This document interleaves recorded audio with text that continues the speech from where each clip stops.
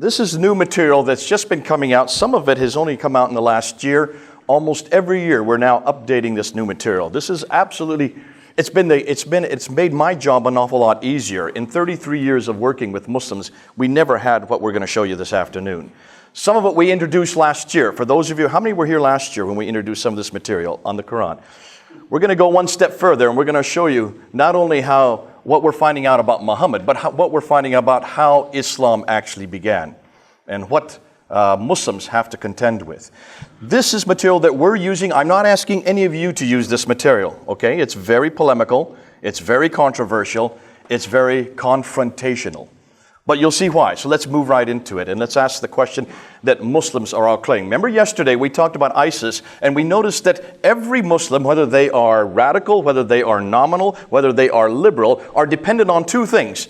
Every Muslim is dependent on the man in the book and the man, the book and the man, the book and the man, the Quran and Muhammad. Of course, beyond that, then comes everything else, false. If you can destroy the book, if you can destroy the man, you've destroyed Islam. As simple as that.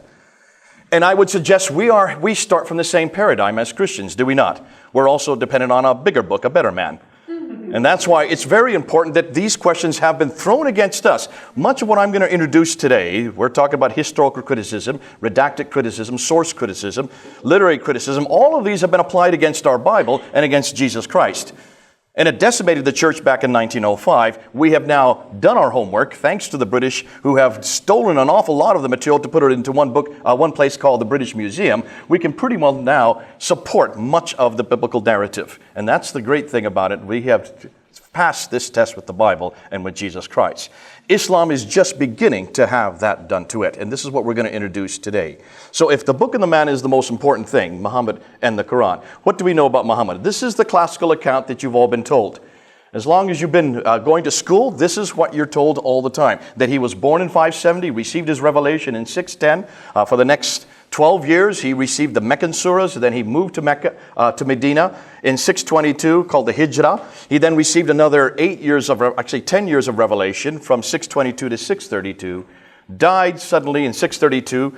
When he dies, Abu Bakr takes over, then comes Umar after him, then comes Uthman, and then comes Ali. And that's the Rashidun era. That is the 40-year period from 624 to 661 that all Muslims want to get back to. That's what ISIS wants to get back to. That's the period known as the golden period of Islam. And that's the environment that they would like to take us back. Now, that story, and all, I'm just giving you the bare skeleton.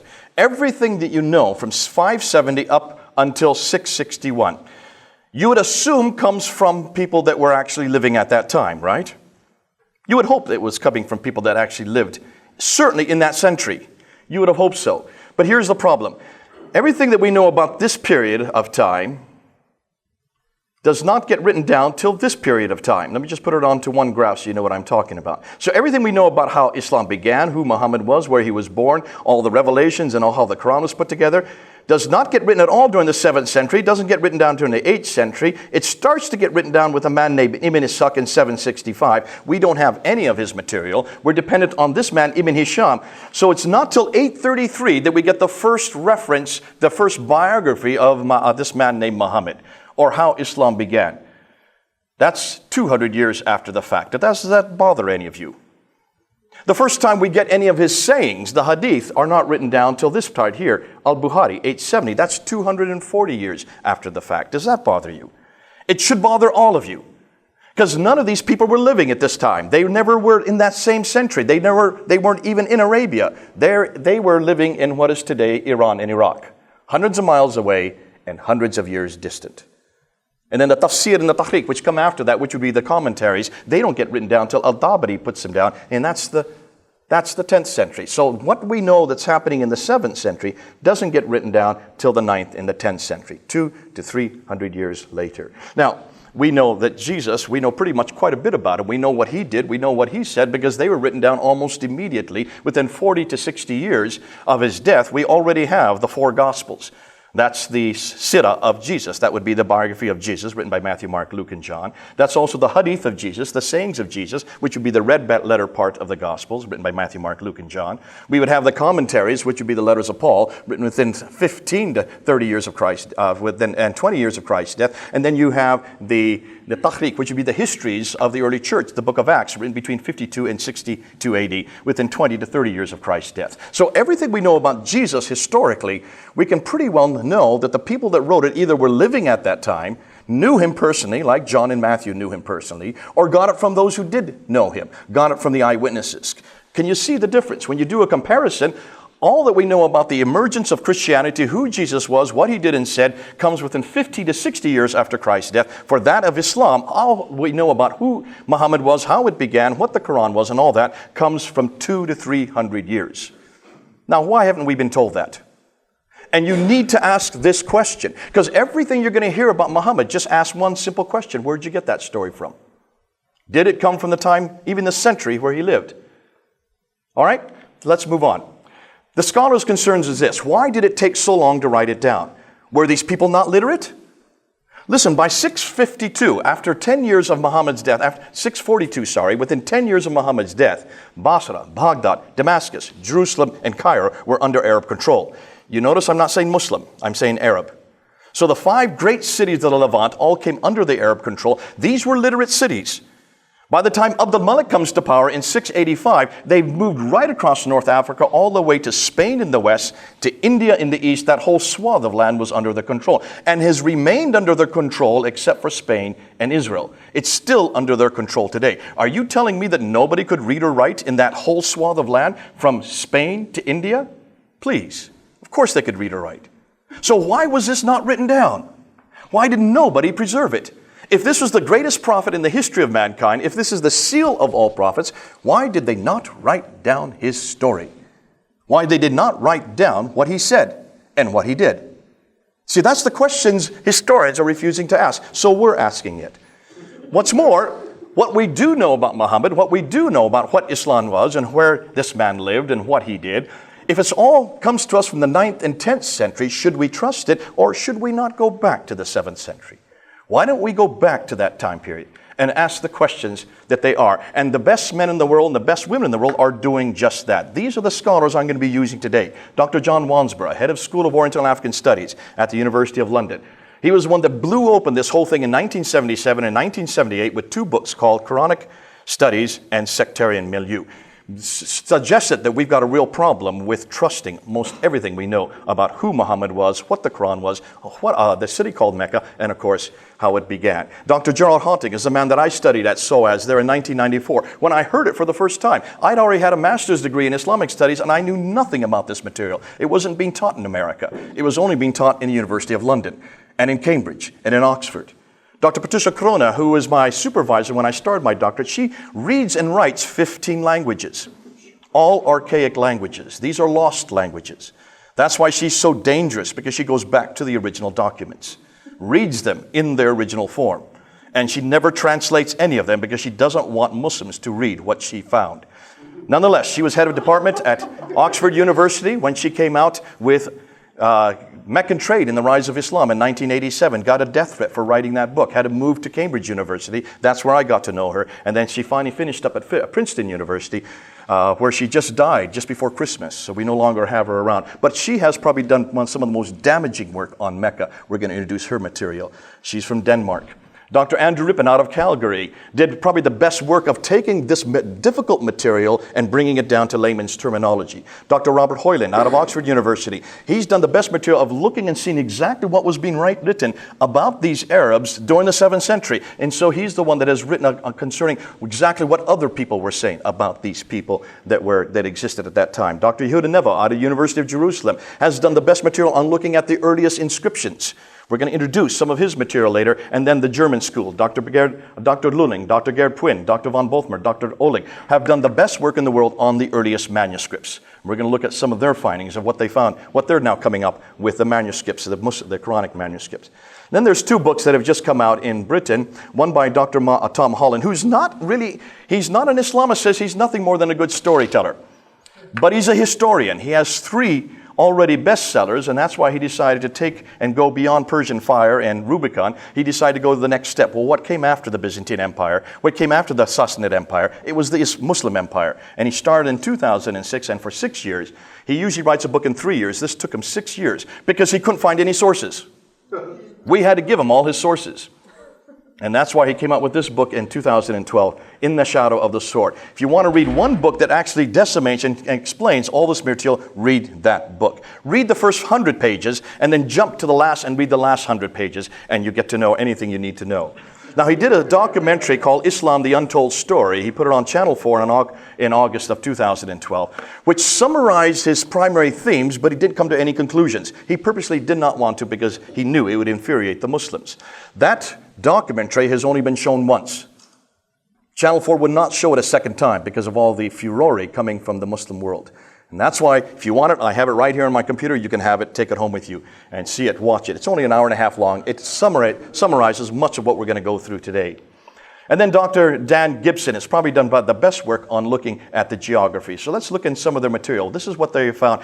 This is what all these scholars put together. You've seen all their names. This is the conclusions they're coming to. First of all, the first Arab inscription of the name Muhammad is not till 691. Muhammad died in 632. Do you see a problem there? Why did these people, if this is their prophet, if this is their greatest prophet, why didn't they mention him in any Arab inscription? We don't see any reference to his name. Outside of Arab texts, we do have reference to his name, but not within Arab inscriptions. The first reference to people called Muslims is not till the 690. Well, hold on a minute. So who were these people that were taking over Basra, Baghdad, Damascus, Jerusalem, and Cairo, who were moving right across North Africa and moved from Spain in the west? Who are they? Well, they did call themselves things. They were actually conquering. They call themselves the Saracens. They are known as the Hagarines in the line of Hagar. They're known as the Ishmaelites in the line of Ishmael. They're known as the Maghreb because they come from the Maghreb. They're known as the Muhajirun, the people who are in Hijr, people who are in Exodus, like nomadic people. These are the names they call themselves, but they never call themselves Muslims.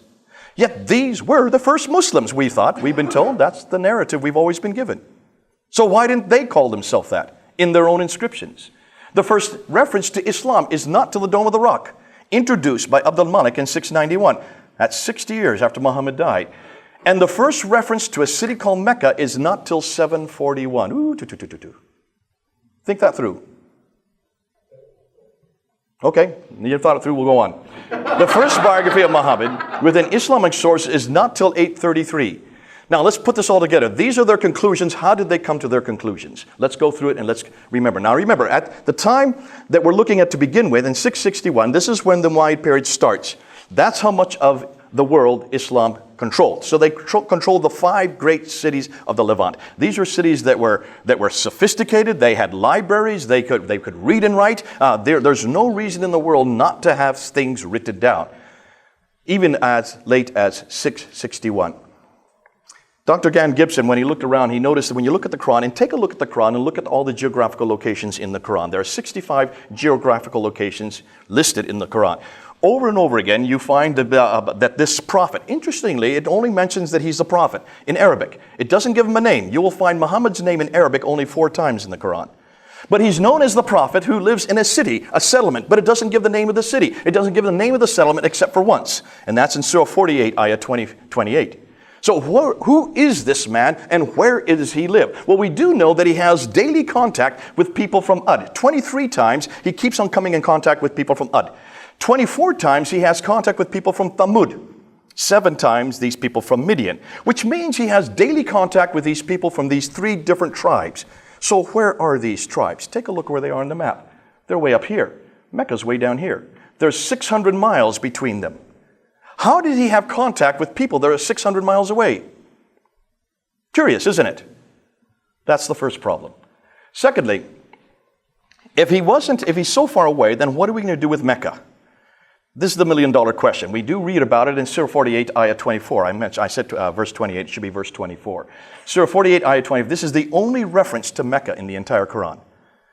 Yet it's such an important city. Why? Because when Adam and Eve were thrown out of the Garden of Eden, according to that, they're up in space, that's in Surah 7, they were thrown down, according to the traditions, to this place called Mecca. So it would be the first settlement in the history of mankind. There is no one earlier than Adam and Eve, right?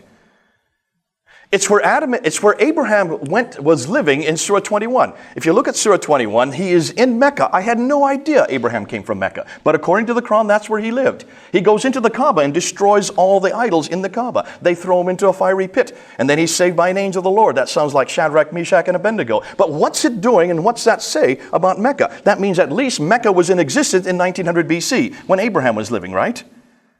And Mecca is the center of trade, north, south, east, and west, according to all the traditions. This is called the trade route theory.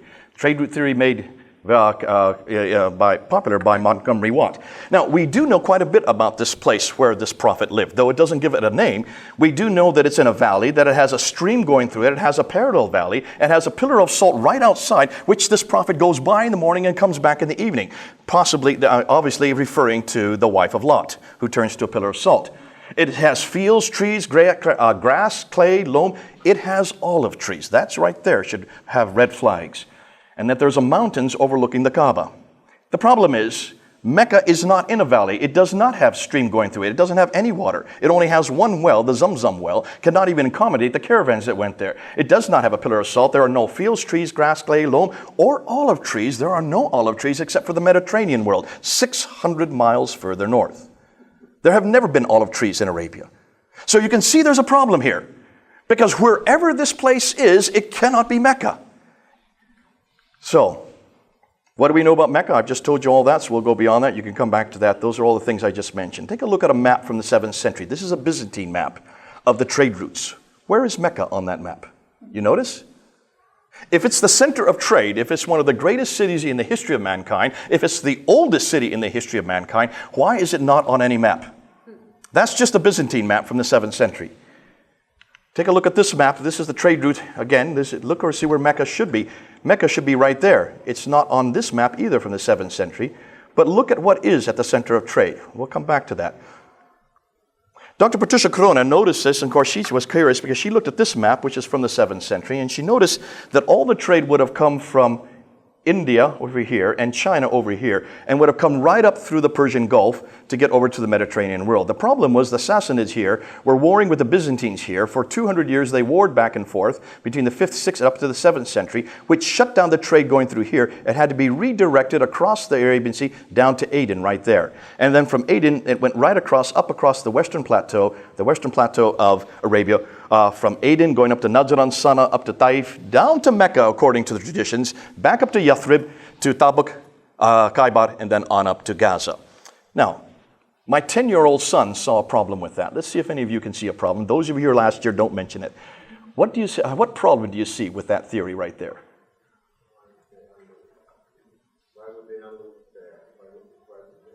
Why wouldn't they unload it where? In Aden? Yeah, down there. Okay, Aden. Why don't they just go up what?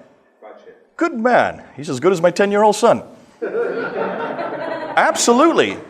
It's a no-brainer. If you're already on board ship and you've come off the west coast of India, why in the world would you take it across the Arabian Sea, unload it at Aden, go 1,250 miles overland, when you know that a ton of goods for going only 50 miles by land is the same price as going 1,250 miles by sea? That's why we do everything by sea today. Even today in the 21st century, we send everything by ship. So why didn't they keep it and go right up the Red Sea? So Dr. Patricia Corona, reading and writing 15 languages, goes back and decides to investigate from the 1st, 2nd, 3rd, 4th, 5th, 6th, 7th century, reading the original documents to see if this was true. And guess what she found? All the trade was maritime. None of it went through Arabia. There was no Arab name anywhere on any of the trading documents here on the West Coast. All the names that she could find came from here, Eritrea, Africa. They were the ones that loved to go on boats. The Arabs hated boats. That's why you don't see any ports on the western the side of Arabia. They were all camel herders. They were people that were nomadic. They were desert nomadic people. That's why there was no maritime trade with any Arab names. So this whole trade route theory suddenly was up in question. And then she looked at it a little more carefully. And if you notice, I don't know if you can tell, but when it gets up to Taif here, it then goes down off the western plateau to get down to Mecca, 1,000 meters, and then it has to go back up 1,000 meters to get back up to Yathrib. Mecca's not even on the trade route. The Arabian existing trade route, it's not even on that trade route, she noticed. Why had no one noticed that? For 1,400 years, no one picked that up. She picked it up and wrote a book about it. And she just destroyed any notion of any trade route because she just quoted reference after reference. She found that here in Ctesiphon, which is now today Baghdad, that's the archaic name for Baghdad, they came down here to Yathrib, which is now Medina, and they found silver. They had silver mines there, and they went down to Taif, and they talk about going down to the south. No reference to any place called Mecca. Couldn't find any reference to Mecca. None. None at all until 741. 741 is the first reference she could find for Mecca. It's in the Apocalypse de Pseudo-Methodius Continuato Byzantia Arabica. Muhammad died in 632. Can you see the problem? That's over 100 years later. Obviously, there is a problem with Mecca. We just don't have any reference to it. Look at modern day Mecca. Look what they're doing now. The fourth largest building, tallest building in the world. That huge clock tower, that is 45 feet across, that face of that clock tower. They're going to make it Meccan Mean Time. They are now transforming Mecca. They've designed it very similar to Big Ben, and they want to take Greenwich Mean Time and bring it over to Meccan Mean Time, MMT, instead of GMT. But take a look what they're doing. That's what they plan to do with Mecca. They're cementing over the entire city. That's Muhammad's house. They've now cemented that over. That's Khadija, Muhammad's wife's house. They've cemented that over. Look at all the cranes. They're going to make 62 of these skyscrapers. Why do you think they're cementing everything up? They now know what we know. There is no history there. And what best to hide the history than to cement it all up so that nobody can investigate how old Mecca is. But here's the problem. If you don't have Mecca in the right place, then what are you going to do with the Qibla? See, the Qibla is the direction of prayer. Every Muslim knows exactly where to pray every day, 5 times a day. Doesn't matter where they are in the world, they always pray towards Mecca. Am I correct on that? The Qibla is sacrosanct. Every mosque you go into, you'll see a mihrab. It's designed, it is pointing towards Mecca. I was on the airplane there with Malaysian Airlines before it got shot down. And as we were flying across the waters, you could see on a television screen the Qibla change as we were moving. So any Muslim could get up off their seat and do the prayer at any time in the right direction. So that's why the Qibla is absolutely important, because we do know that the Qibla has always been directed towards Mecca since 624. According to the Quran, in Surah 2, Ayah 143, it says very clearly that the Qibla was pointed towards Mecca since 624. You want to find where Qibla is today, you can go and get these apps on your phone. That's my hotel room there in Kuala Lumpur, and there you can see where the Qibla was on my hotel room. Surah 2, 134, 43, 145 gives the direction of Qibla as Mecca. Now, back in 1905, Dr. Fehervadi and Dr. Creswell were actually going through that part of the world looking for the oldest mosques they could find and digging down to the original floor plans. They went to the Wasit Mosque and the Kufa Mosque, which is in today Iraq. And they went into the Fustat Mosque, which is just outside of Egypt, outside of Cairo in Egypt. When they dug down to the original floor plans of both the Wasit and the Kufa Mosque, they noticed the Qibla was facing straight west. It should have been facing south. When they went to Fustat, they noticed it was facing straight east. It should have been facing southeast. There's Wasit, there's Kufa, there's Fustat. They were all facing this way. They thought in 1905 that they were facing Jerusalem. They were wrong. They were off by 3 to 5 degrees. We can't blame them. That's pretty close. Nonetheless, why were they facing that direction? Well, Dr. Dan Gibson wanted to find this out. Now, he'd been living in the Arabian Peninsula. He'd been there for 20 years. His father was an archaeologist. His grandfather was an archaeologist. So he wanted to find out, what can we do with this Qibla? But he was there, learned the language, and he moved all over the Middle East and decided to take pictures from space using satellite technology onto the original Qiblas, because many of the mosques today have been destroyed and rebuilt many times. So he wanted to look to the original floor plans. By doing that, he needed to find where the original enclosures are. You can only do that from space. Look what he found. The Great Mosque in Guangzhou in China, built 630. Look where it's facing. It's facing Petra, not Mecca. The Humayma Mosque in Jordan, it's facing Petra, almost completely opposite from Mecca. The Great Mosque of Baalbek in Lebanon, it's facing Petra, not Mecca. The Great Mosque of Sana'a, now we're in Yemen. Look at the date, 705. Muhammad died in 632. The Qibla was canonized in 624. So now we're a good 75 years later. It's facing Petra, not Mecca. The Al-Aqsa Mosque, this is interesting because there you have the Al-Aqsa Mosque and there you have the Dome of the Rock. The entire citadel, including the Dome of the Rock, built in 691. The Al-Aqsa Mosque built in 709. All of them, the citadel, the Dome of the Rock, and Al-Aqsa Mosque are all facing Petra. And they're still facing Petra today. They're not facing Mecca. The Damascus Mosque built in 709, it's facing Petra, not Mecca. The Anjar Mosque in Lebanon in 714, look at the date now, it's facing Petra, not Mecca. The mosque in Umar Basra in Syria, 720, now we're almost 100 years later, it's facing Petra, not Mecca. As far away as Bangalore, finally a mosque in Pakistan is finally facing Mecca in 727. That's the first mosque he could find that finally had the Qibla right. But then the very next year, he found one in Syria that was neither facing Petra or Mecca. They were a little confused there. Now, this is interesting. Here's the older mosque built in 700 in Amman in Jordan. It's facing Petra. That's built in 700. Look at this mosque here. This is built in 740. It's finally facing Mecca. What happened between 700 and 740? The new mosque is right. The old mosque is incorrect. Something happened between those years. We'll get to that. Back in 743 then, here's another mosque facing back to Petra again. So there's still not uniformity. Now, when he got to North Africa, the mosques were not facing Petra or Mecca. They were all completely confused in North Africa. Here's one in Tunisia. It's facing this direction. It's not facing Petra or Mecca. The same way here in Spain, it's facing here. It should be facing those directions. And the same way in Tunisia. Here's another one. The Qibla's this way. We're not sure yet why. They're completely confused in North Africa. Take a look at where all the Qiblas were facing. Every Qibla, uniformly, were facing Petra. They weren't off by any degrees. Didn't matter how far away they were. Even as far as Guangzhou in China, they were all facing Petra. And he noticed that every mosque up until 725 were facing Petra. Between 725 and 822, 12% were facing Petra, 50% were facing Mecca, 38 were point parallel. It wasn't until 822 that all the mosques began to face Mecca. That's 200 years too late. Now, why haven't we been told this? You can see, this is the secret Muslims don't want us to know. Can you see the problems we're dealing with here? Why were they facing Petra?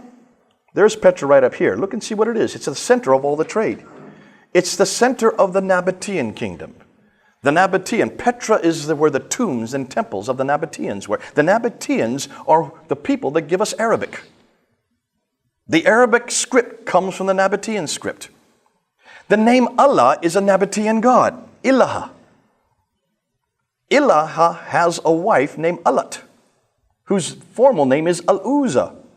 Now, any of you who know exactly what I've just said? Alat and Al-Uzza and Al-Manat? These are the three goddesses. Interestingly, they're not daughters at all. Alat and Al-Uzza is the wife of Allah, which means Allah has a wife. I had no idea. I always thought Allah was one. Surah 6, Ayah 101 says Allah cannot have a consort.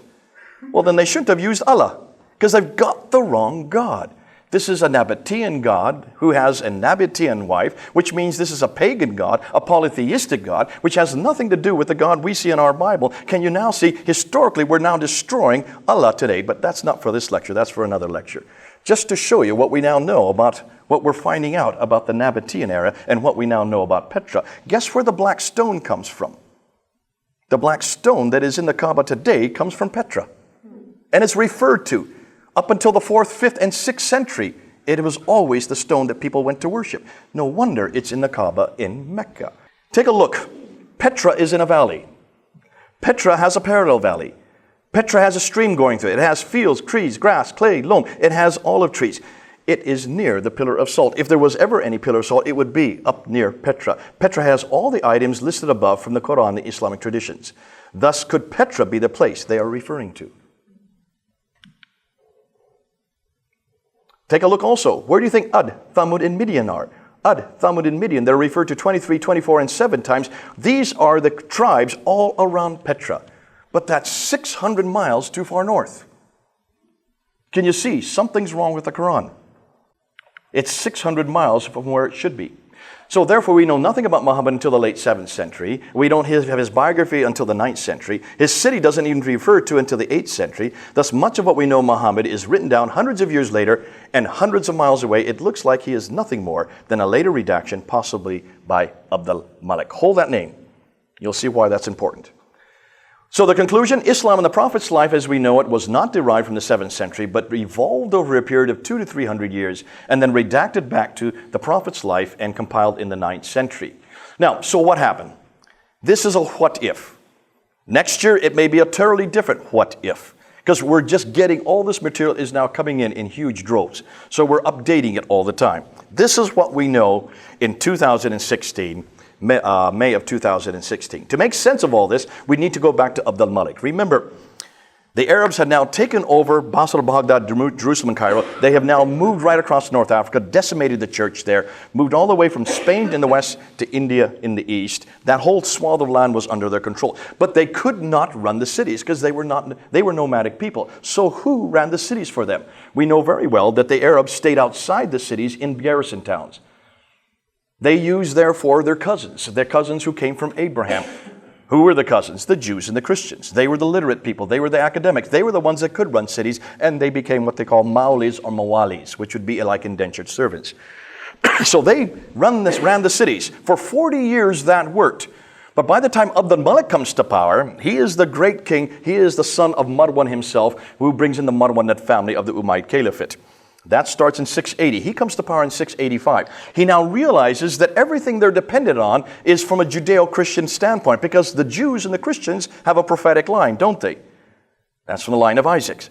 The Arabs don't have that prophetic line, but they're in power. They have no identity. How do you therefore get an identity? Well, you've got to have an Arab prophet. So who do you do? What do you do? Well, the first thing you do is to get that identity, you start to create your identity. And we can see this on the coins. Go to the British Museum and look at the numismatic sections, and you will see that the coins there, the Byzantine coins, were taken by the Arabs, and they were just copied. So here you have the Byzantine emperor with 2 of his retainer. They put the caliph with 2 of his retainer. I didn't know that caliphs could have images. Does Islam allow images? So this obviously was before imagery was considered to be haram. Can you see the problem? This is not Islamic. This can't be Islamic if you have images of your caliph. On the back side, the Byzantine cross is repeated. They've just taken the cross piece off, but they keep the Byzantine cross there. Abd al-Malik comes to power, and he has his image right there on the coin with the Byzantine cross. He then takes that off in 691. After he's been in power for 6 years, he then changes everything. Now, Abd al-Malik, if you know anything about Abd al-Malik, he is known as the great Arab reformer. He is the one that introduces Arabic as the international language. He is the one that introduces Arabic on all the coins, takes the images off and introduces the Arabic script.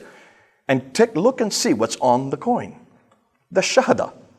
There has been no reference to the Shahada earlier than this. We don't know of any Bismillah on any documentation prior to 691. He introduces it on the coins. There is no God but God, and Muhammad is his prophet. That's where it's first introduced on that coin right there in 692. But before that, he does something even more spectacular. He builds the Dome of the Rock. But hold on a minute, why would he build the Dome of the Rock in Jerusalem? Shouldn't he build it down in Mecca? But he's not in Mecca. There is no Mecca. We have no reference to Mecca. Well, what about Medina? Well, he's not down there either. So where is Abd al-Malik? He's way up in Damascus. Why so far north if he's from Arabia? See, why are people not asking these questions? You need to ask the historical questions. So he's up in Damascus, but he knows that his identity is in contradistinction, is in opposition to the Judeo-Christian identity. His problem is the Byzantine Empire. So what does he do? He goes to Jerusalem, which is the seat of Christianity, the seat of the Byzantine Empire, where they have their holiest building, which is the Holy Sepulchre right there. And he builds his building across the valley and higher up. He puts it higher than the Holy Sepulchre, across the valley, and he has it pointing towards Petra. As if to say, we are now the new empire. We now have our new prophetic line. Because what does he do inside the Dome of the Rock? Well, if you look at the Dome of the Rock today, that's not the Dome of the Rock that was originally built. That has been destroyed and rebuilt 11 times. What you're looking at is the facade from 1876, a little over 100 years old. It's a very new facade. To know what's in the Dome of the Rock, you need to look and you need to go into what they call the inner ambulatories. These two circular, that's the only original part of the Dome of the Rock that still exists today. And when you look at those inner ambulatories, you need to look at the Arab inscriptions that are up there, because that's the Arab inscription that expose everything. Now, if you were to go to any Muslim and ask him why the Dome on the Rock is important, they'll say it's the third most holy shrine, because this is where Muhammad was flown to on the back of the winged horse from Medina from Mecca up to Jerusalem, and then he went up to the seven heavens there at the rock. He went up to the seven heavens, met Allah, was told to pray 50 times a day, came down to the fifth heaven, met Moses, and he bounced back and forth between Allah and Moses and got the prayers down from 45 to 35 to 15 to 10 down to 5 prayers. Once he got 5 prayers, Moses, that's enough. So he heads on back down to this place, and then he flies on back to Mecca.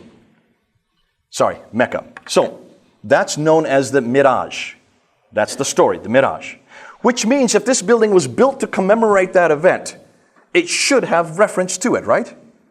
Look at all those inscriptions. There's no reference anywhere to any place or any event called the Miraj. There's no reference to Muhammad going up to any heavens or meeting Moses or going on the back of the winged horse, the Burak. None of that is referred to. So what's on those inscriptions? Surah 4, Ayah 171. O people of the scripture, do not exaggerate in your religion. Jesus, the son of Mary, was only a messenger of Allah. Say not 3 that he should have a son, for God does not have a son. Who is that attacking? Jesus and his divinity and his sonship. Surah 17, Ayah 111. Who hath not taken unto himself a son, and who hath no partner, nor hath he any protecting friend through dependence. Who's that against? Jesus again. The inscriptions are all against Jesus Christ.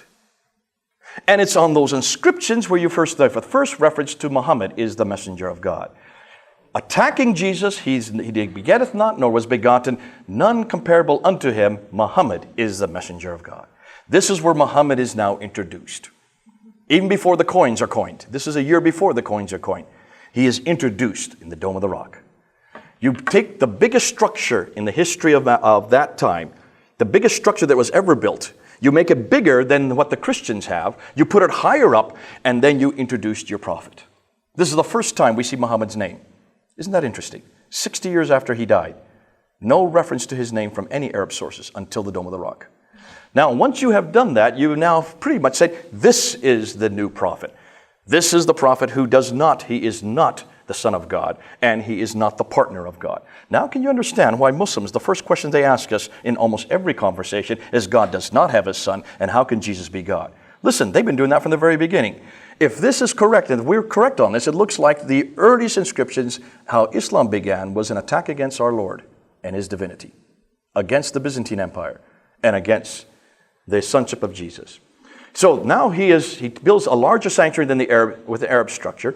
He incorporates inscriptions. He introduces his faith, Islam. That's the first time we see the word Islam introduced. He introduces his people, the Muslims. He introduces his prophet Muhammad.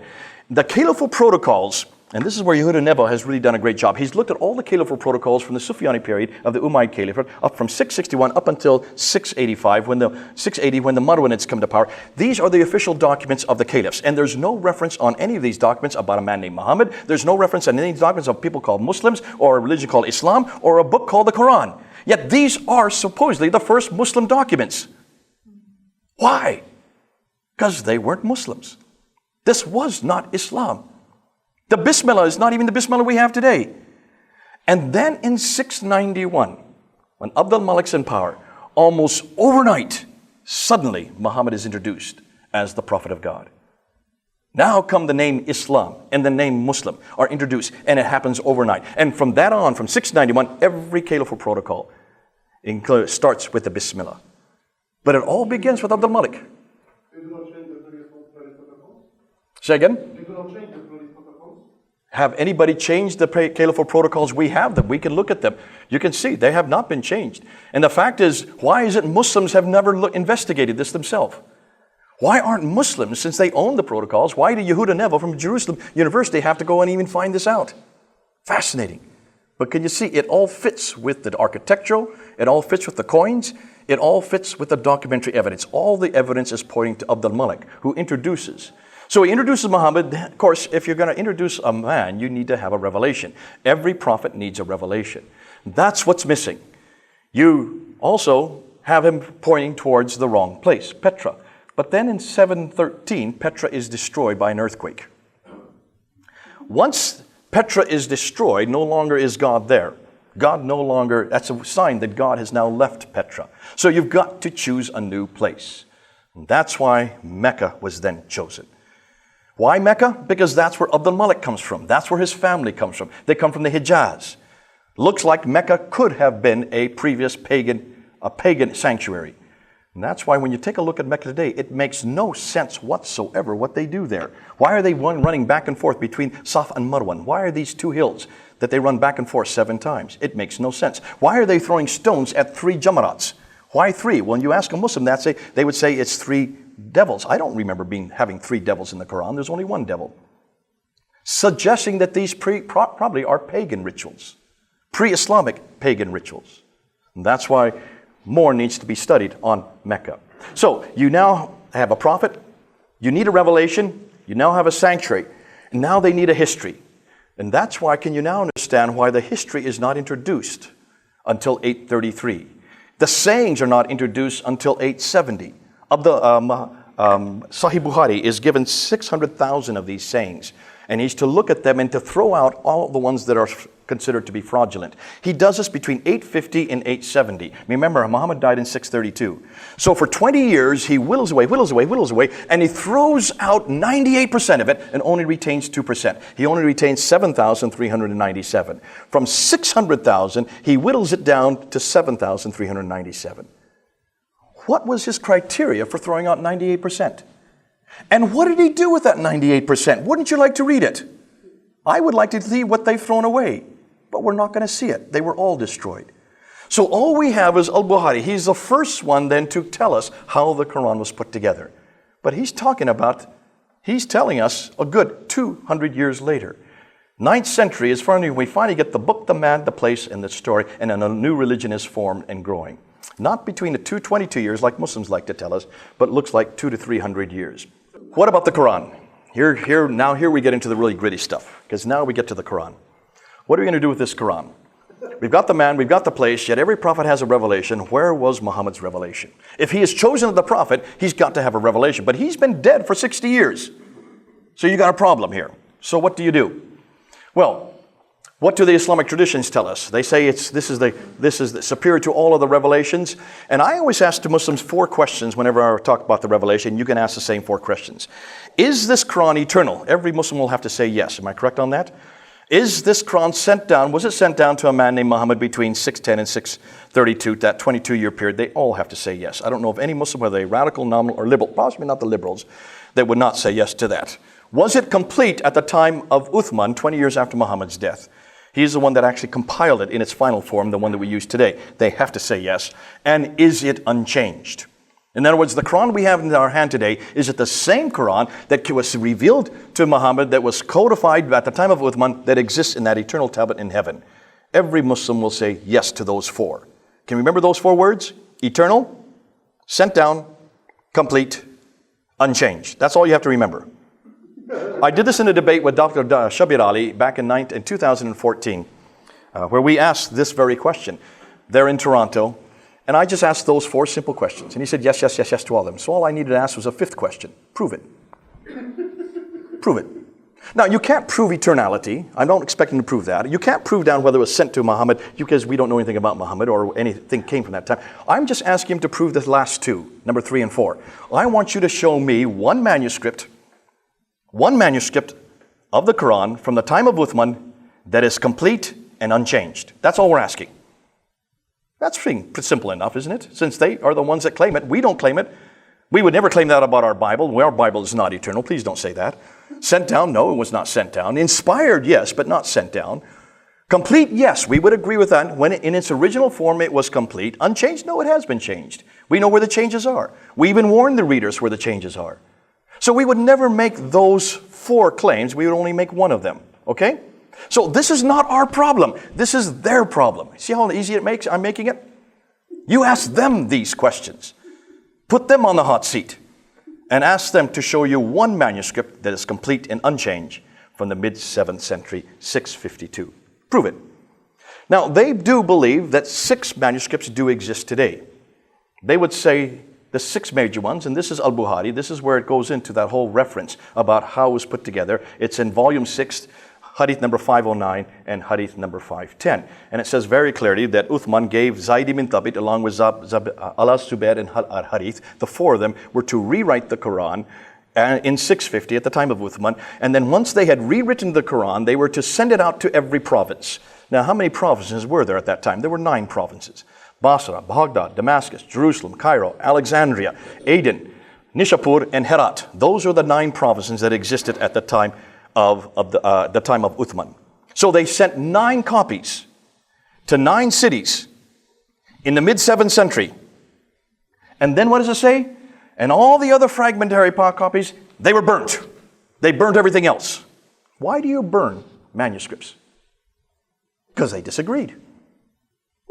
That's hard enough anyways. But nonetheless, we're not going to stick with that. Let's continue and let's ask about these 9 copies. The ones sent to Basra, Baghdad, Damascus, Jerusalem, Cairo, Alexandria, Aden, Herat, and Nishapur. We're talking only about 1,400 years ago. Listen, if you want to see how much we have for our New Testament account, just come down to the British Library and I'll show you the entire 27 books of the New Testament called the Sinaiticus that has been around since the 4th century. That's 300 years before what we're talking now. Right next to it is the Alexandrinus. That's from the 5th century. That's 200 years from what we're talking now. If we could come up with 265 either partial or complete manuscripts of our New Testament but before the 6th century, certainly the Muslims can come up with one. One. That's all we're asking. We just want one of the 9. And see, they claim that they do exist. The 9 that they claim exist are these ones here. The Topkapi, which is in the Topkapi Museum there in Istanbul, in Turkey. The Samarkand, which is in Tashkent in Uzbekistan. The Ma'il, which is in the British Library there in London. So we know that one quite well. The Hosseini manuscript, which is in Cairo, there in Egypt. The Petropolitanus, which is in the Bibliothèque Nationale in Paris, there in France. And then the most exciting, the Sana manuscript, which is just discovered in 1975 in Sana, there in Yemen. Those are the 6 major manuscripts. The problem is, except for the Petropolitanus and the Ma'il manuscript, we have not had access to any of these manuscripts. We can't touch them. We can't do any forensic testing on them. We would love to have done so. For 30 years, we've been asking to try to get close to these manuscripts, and we could not. But that changed in 2002. 2 Turkish scholars, Dr. Ekmelin İnsalıoğlu and Dr. Tahir Atakuluç, finally were given access for 5 years. And from 2002 to 2007, they were able to look at these 6 manuscripts and come up to their conclusions. Now, their conclusions are written right here. We have their entire book. It's 1,000 pages long. This is just the introduction. It's all in English, so you can all read it. All you need to do is read this 83 pages and weep. Because this destroys everything we have heard about the Quran. Now remember, these are the 2 leading authorities in the Muslim world on the Islamic Quranic manuscript. They own the Topkapi. They are the ones that have the best work. They're the only ones that have had access to all 6 manuscripts for 5 years. And this is their conclusion. Let's go through what they're saying. And they're Muslims themselves. They're Muslims themselves. They're from Turkey. What kind of Muslims? I don't know. I'm not going to say they're radical or nominal liberal, but they are scholars of the first degree. And that's why Muslims have to take them seriously, because they're their own kind. Now, Dr. Ekmelin İnsalıoğlu says we have no Uthmanic Musaf. There is no Musaf. Musaf means manuscript. There is no codex from the time of Uthman. Not at all. Nor do we have any copies of these Musafs. These Musafs date from a later Umayyad period. The Umayyad period goes from 661 up until 749. The later Umayyad period means they're all 8th century manuscripts. Every one of them, except for one. Dr. Tahir Atakuluç is the greater scholar of the 2. He says there has been no seriously scholarly work has been done on them until they did their work. These Musafs date from the early to mid-8th century. They are not Uthmanic, nor are they copies sent by them. He looked at the Topkapi, and he dated the Topkapi, which is the best, the most complete of all the manuscripts that exist today. He dated it to the mid-8th century. That's 100 years after Uthman. That it only contains, though it includes 99% of the Quran, so much of it is damaged, only 78% of it can be read. And of the 78% that can be read, there are 2,270 manuscript variants. Manuscript variants. That means words or phrases that are different in that manuscript than the Quran we have today. Now, why haven't we been told this? Why has it taken 1,400 years for them to tell us this? The Samarkand manuscript is from the early 8th century. It's earlier than the Topkapi, they say, but it only goes up to Surah 43. There's 114 surahs. More than that, they said it is full of grammatical errors, it has scribal, copyist errors, it uses poor Arabic. In fact, they said it's an embarrassment because it's such a hopeless text. Obviously, whoever wrote it did not know Arabic very well. The Ma'il, which is in the British Library, we've already known about it. It only goes up to Surah 43. It is from the early 8th century, and it has many variants. We've always known this about that, and that's why we knew what they were going to find. The Husayni manuscript is much too late. It's what they call a monumental text. It is dated by to the mid-8th century. Dr. François Doroche dates it to the 9th century because of the size of the text. It has variants. The Petropolitan manuscript, which Dr. François Doroche owns and controls there at in Paris, it is an early 8th century manuscript, but it is only 26% of the Quran. It is not complete. And in that 26%, it has 93 variants from the Quran that we have today. The Sada manuscript is the most exciting. This was discovered in 1975. In 1981, 3 German scholars, Gerd Pwin, von Bothmer, and Oleg, were flown down to then look at it because they were the only ones that could read it. Because it has no diacritical marks and has no vowelizations, no dots above and below the line. And as they then took pictures of it, they realized that they're holding a very archaic text. Because they noticed that on this side over here, they had a script that dated to 705. There's Surah 19, and that yellow mark, it jumps to Surah 22. What happened to Surah 20 and 21? Well, Surah 20 begins over on this side of the page in a completely different script. There's about 60 to 70 years between these two pages. Which means you see an evolution in the manuscript, this manuscript right here. Now, I went to see them. I went to see Gerd Pwin in Germany in 1999, and I took a picture of a facsimile. This is not the manuscript itself. This is just a photo of it. And he showed me all these orange marks. Every time you see an orange mark, that is a manuscript variant. That means a word that is different in that text from the Quran we have today. There's over 1,000 of these manuscript variants in just this text. When they looked at under ultraviolet light, they noticed that there's a script underneath. Do you see the script there? Very faint. These are all written on parchment, on vellum. This means animal skin, which you can wash off and rewrite over top, and wash off and rewrite over top. As they looked at it, they wanted to separate the two texts, and guess what they found? The lower text is 7th century, probably the last 2 decades of the 7th century. The upper text and the lower text don't agree. Ooh, I love that. Which means between the end of the 7th century and the early 8th century, the Quran was already changing. Now, Dr. Gerd Pwin's wife, Elizabeth Pwin, has just now come out of a book. She is now looking at all the differences. We're waiting for it to be published in English. It's already published in German. You can read it and tell us what she says. Because she is now exposing this palimpsest and showing that we have a completely different Quran underneath from what we have on top. Now, let's get to the corrections, and here's where it really gets juicy. This is what I introduced back in 2014 to Dr. Shabir Ali. I said, Shabir Ali, have you looked and seen the corrections? He said, there are no corrections. I said, yes, there are. Dr. Dan Brubaker did his doctoral thesis looking at corrections. That's all he wanted to look at, was to see if there are any manuscript variants, just 1 or 2, possibly 15 was what he was hoping to find. He looked at 6 of these 6 manuscripts that we've looked at, plus 4 others that come later. So he looked at 10 manuscripts just to look for corrections. Guess what he found? Hundreds upon hundreds of insertions, words that are put above the line. Above the line. See these words that are added at a later date. He found hundreds of erasers where they just erase words. Why would they erase them? Of course, because they're changing the text. He found these erasers that were all written. There they erased an entire line, and then they wrote, in fact, 2 lines, and they wrote over top of it. Here you can see a word that has now been written over top of a completely different word. Sometimes it's written within a completely different color. Then he found these overwritings without erasers. They didn't even bother to erase it. They just wrote over top, so we can read both the lower and the upper text. He found tapings, which he thought were because of damage, but when he looked on the backside, there was no damage, so obviously they're trying to hide something there. Look at the tapings. There's a taping, there's a taping, there's a taping, there's a taping. Look at all these tapings. Wouldn't you love to know what's underneath that tape to see what they're trying to hide? And then he found these coverings. These selective coverings. There's a covering, there's a covering, there's a covering, there's a covering. Look at that. It's so many coverings you can't even understand what's being said. Obviously, they're trying to change the text. Sometimes they had coverings with just 1 or 2 letters written over top, like the kaf here. Here's a covering with another word that's written over top. There's a covering with new words written over top.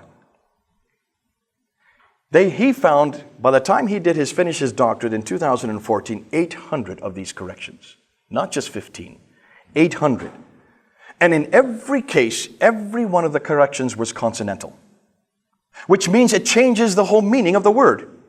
These were not vowelizations. These were not dagger alifs like Muslims try to say today. He purposely did not include any dagger alifs in them. These had nothing to do with vowelization because there were no vowels there. This vowelization was only introduced in the 9th century and the 10th century, which means that in every case they were changing the meaning of the text. And what was most disturbing was that these corrections continued up until the 9th century. For 200 years they were correcting it. 200 years after Uthman, standardizing the text. Western scholars now are concluding that the earliest Muslims begin to appear in the 8th century. Muslim scholars like Ekmeleddin and Al-Takulich now conclude that the earliest Muslims begin to appear in the 8th century. Even Islamic Awareness, the most prodigious, the largest website on manuscript, Islamic Quranic manuscripts, has now finally admitted, because of the work of these two Muslim scholars, that the earliest manuscripts do not appear until the late 7th and early 8th century. The latest research shows that even these Muslims have 7 forms of correction dating up until the 9th century. Therefore, since the Muslims cannot prove that there are any complete manuscripts from the time of Uthman, I would suggest that the Quran is not eternal. I would suggest that it was not sent down. It was not complete in 650. It was not the same. It has been changed. Therefore, who is Muhammad and what was his purpose? I said this in the debate with Dr. Shabir Ali, and he was upset when I said that. He said, I hope you're saying that tongue-in-cheek. I said, no, we're not. 2014, we laid down the gauntlet. If you cannot find one manuscript from the same century as Muhammad, and if the only manuscripts you can find, the 6 that you do have, only begin to appear in the 8th century, 60 to 100 years later, if not one of them agrees with each other, if not one of them is complete, and not one of them agrees with the Quran you have today, then where and when did you get your Quran?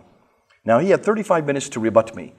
He spent 19 minutes, I kid you not, 19 minutes talking about the miracle of the number 19. If you look at these set of verses, you look at these set of verses, you get 19. With these set of letters, you get 19. With these verses and these verses, 19 minutes wasting our time. I finally got up and I said, what verses are you talking about? Every one of these manuscripts that I showed him, not one of them had verses in them. Verses were not created until the 9th and 10th century. So what verses are you referring to? And what manuscript are you referring to? He finally had to admit which manuscript he was talking about. Anybody know? Anybody want to guess? When was the Quran finally canonized? 1924 at Al-Azhar University, less than 100 years ago in Cairo. The text they're using today only comes from 1924. I turned to Shabir Ali and I said, you know, Prince Philip is older than your Quran.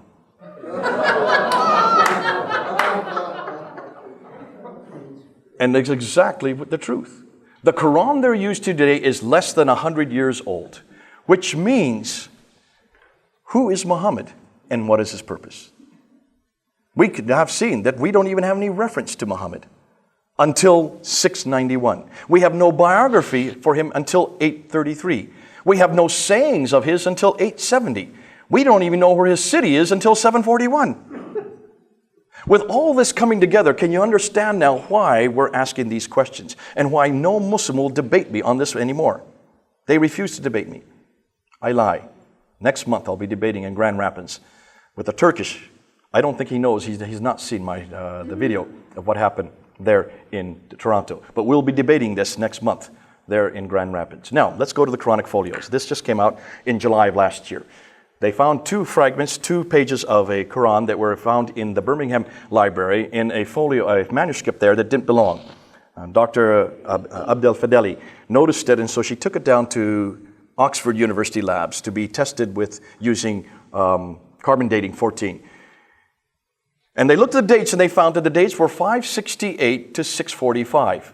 Now, that went all over the world. BBC put it front headline news. It was there July 22nd and July 23rd, to the top of the news on their website, also on their newspapers. In their television. And Dr. David Thomas was brought out. He's from Birmingham, and he said the writer of this manuscript could well have known the Prophet Muhammad. He would have seen him probably. He would maybe have heard him preach. He may have known him personally, and that really is quite a thought to conjure up. Any problem with this? 568, Muhammad was born in 570, to 645, Muhammad died in 632. Any of you see a problem with those dates? Now, why do you say, is it such a huge stretch? Well, that's because carbon dating is very inexact. So it's a 77-year stretch of probability of 95% probability. It could be 568, it could be 645. But from what I've said tonight, or this afternoon, can you see a problem with that latest date?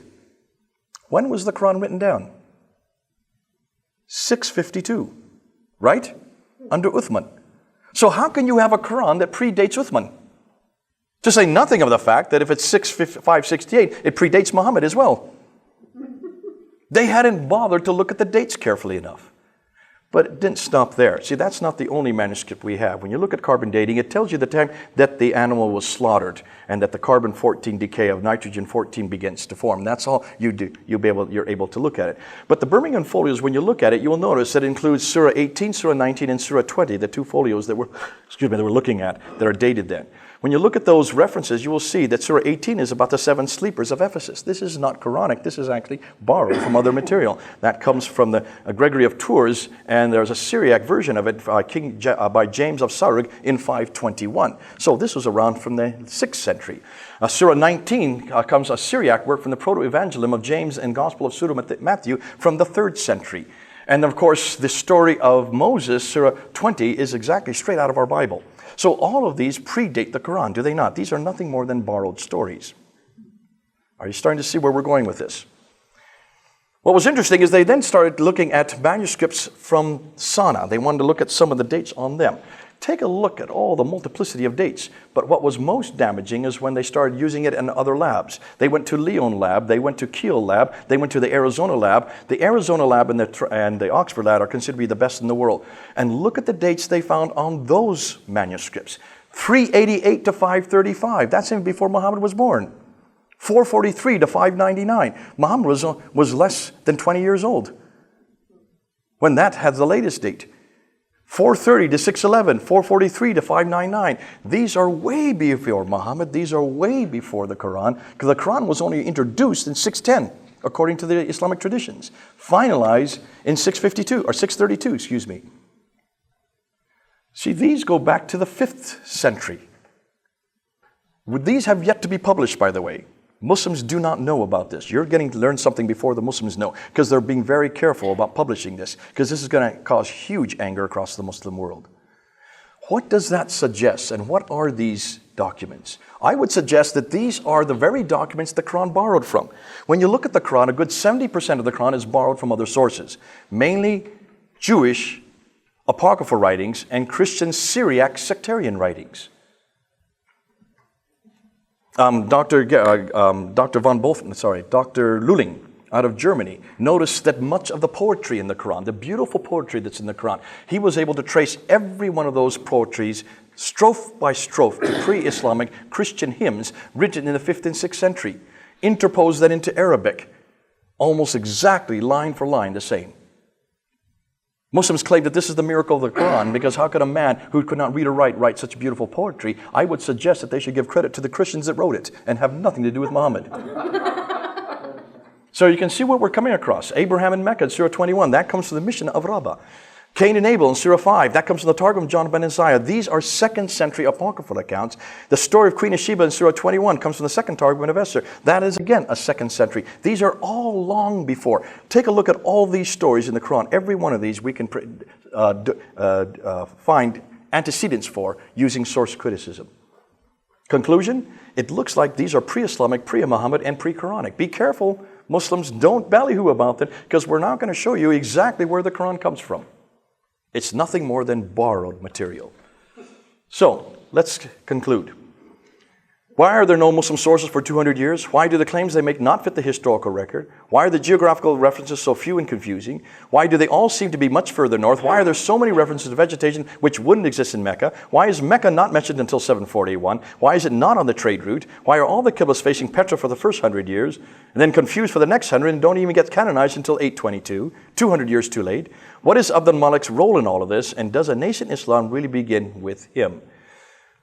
About Muhammad, you can read that conclusion later. It looks like we've got the wrong man in the wrong place doing the wrong thing in the wrong time. Yet when we get to Jesus, we know where he was born, we know where he grew up, we know where he died, we know what he did, we know from eyewitness accounts, we know from hostile accounts, we know when they were written, which means we have the right man at the right place doing the right thing at the right time. Ooh, I love it. Can you see how easy this is in a public context?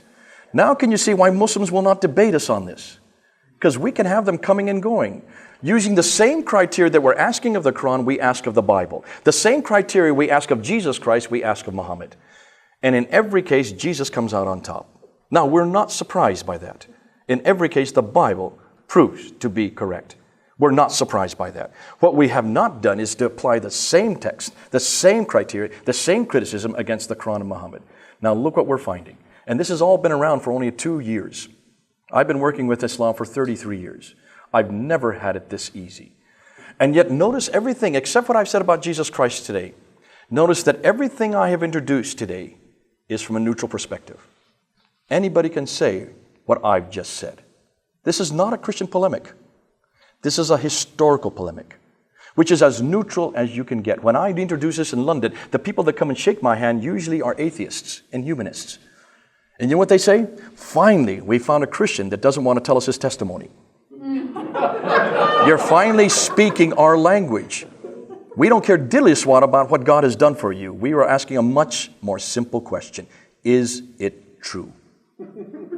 Is the man you're talking about living in the right place at the right time, doing the right thing? That's all we're asking. These are historical questions, and we've never bothered to answer these questions. And we're not only answering these questions, we're asking the very same thing of the Muslims. We could do that with the Bhagavad Gita, we could do that with the Upanishad, we could do it with any religious piece of book, including the Book of Mormon, and yes, the Granth Sahib. We have to do it with every religious book. The Bible is the only one that has passed every test. That's why I love what I'm doing. It makes my job so much easier. But I hope this encourages you. I'm not asking you to do this, all right? This is not for you to do. This is for those of us who are debating it, who are the polemicists. Now, remember I said we don't believe that our Bible is eternal. We would not make the same claims about the Bible that they do about the Quran. But see, the Bible is not the only Word of God that we have, is it? John 1:1. In the beginning was the Word, and the Word was with God, and the Word was Theos, Logos. And He took on flesh. So He is the Word of God, is He not? Is Jesus eternal? Yes, He is. Was Jesus sent down? Yes, He was. Is He complete? Yes, He is. Has He changed? No, He hasn't. So the very four things the Muslims have to say yes to about their Word of God, we can say about our Word of God. We can bring them home, folks. Everything they want, we've already got. Let's bring them home. Because we can say yes to everyone. We have what they're looking for, and His name is Jesus. Ooh, I love this. That's why it makes it so much easier, because we can then introduce the gospel even in the same critique.